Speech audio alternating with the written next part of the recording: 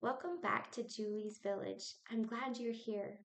In today's episode, we're going to talk about motivators, how to recognize what motivates your child, and how to use it most effectively. Motivators come on a continuum from extrinsic to intrinsic. Just like their name suggests, extrinsic motivators are those external things that motivate a child, versus those intrinsic motivators are internal things that motivate them. For example, your child might be motivated by food items or treats or specific games or toys or different activities. They might be motivated by certain people or by getting a high five, being told great job, being given a trophy or a medal. Intrinsic is more about those feelings that they get, like that happy feeling or just that enjoyment or a feeling of I did it. We as adults are motivated by multiple things. For instance, at work, we work for that extrinsic motivation of a paycheck, but we may have also chosen our job from the intrinsic motivation of this feels really good, or I really like when I've done a job well. For children, they might not have enough intrinsic experience with a task to know, to recognize those good feelings. They may not have had enough of those good feelings happen for them yet for that to be enough of a motivator. In throughout a day, we would hope that the majority of the tasks that a child is doing, they're just doing because of that intrinsic motivation, but they might need some of that extrinsic motivation to help them to get to the point where they have enough experience with the intrinsic motivation to keep going. For example, your child might really not like doing math homework.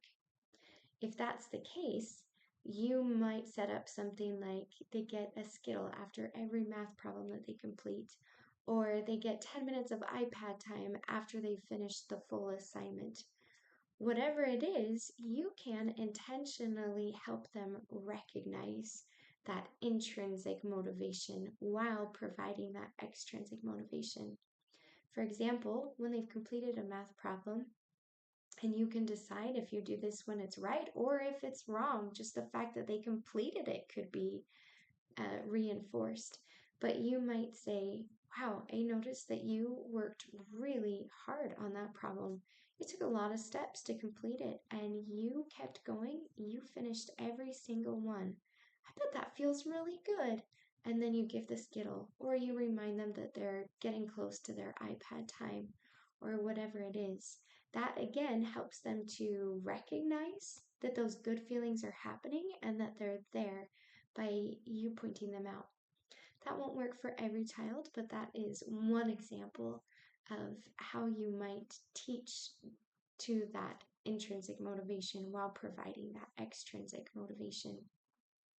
Something that I've noticed throughout my years of working with children is that after a while, they can tend to satiate off of reinforcement. They get to the point where it's no longer reinforcing because they've had too much of it. Something that I've found that's helpful there is if I have a list of motivators and they get to choose either before the activity starts or they know that that choice is coming after the activity, whatever they need. But in order to have an effective list of motivators, you've got to really know what does motivate your child.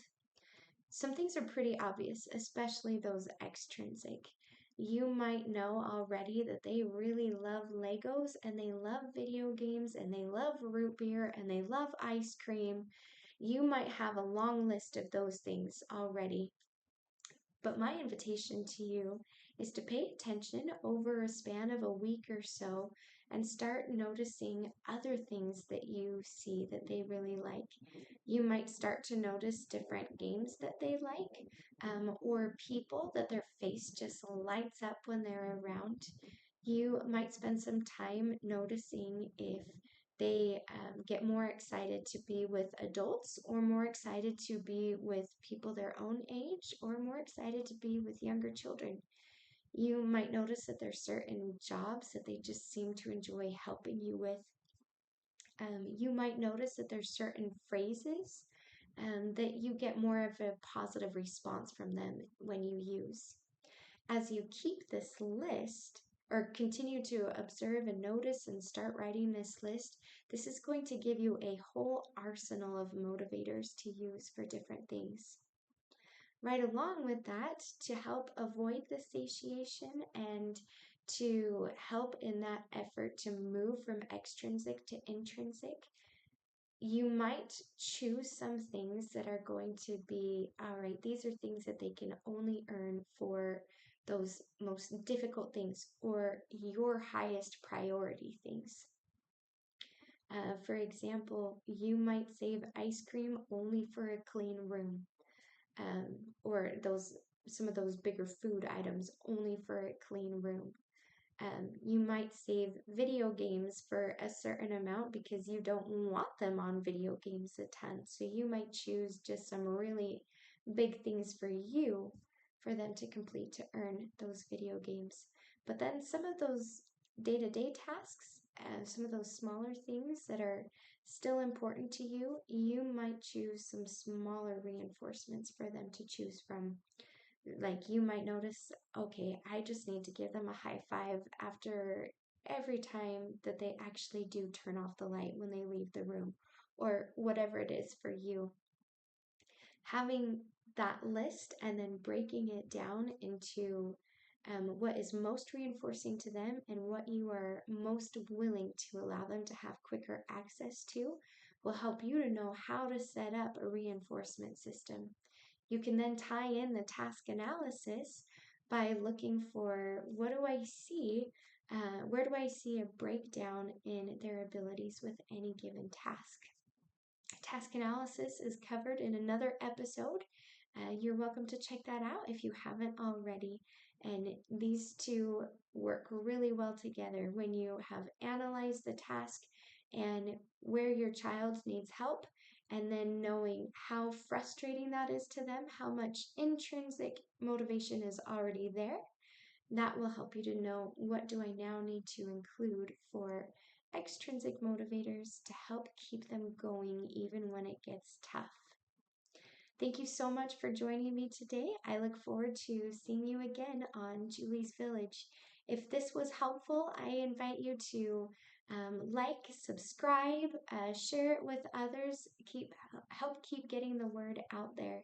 If there are any topics or ideas that you have that you would like to see in future episodes, I would love for you to include that in comments.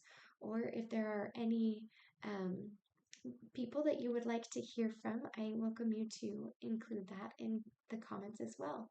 Thanks so much for being here, and we'll see you next time.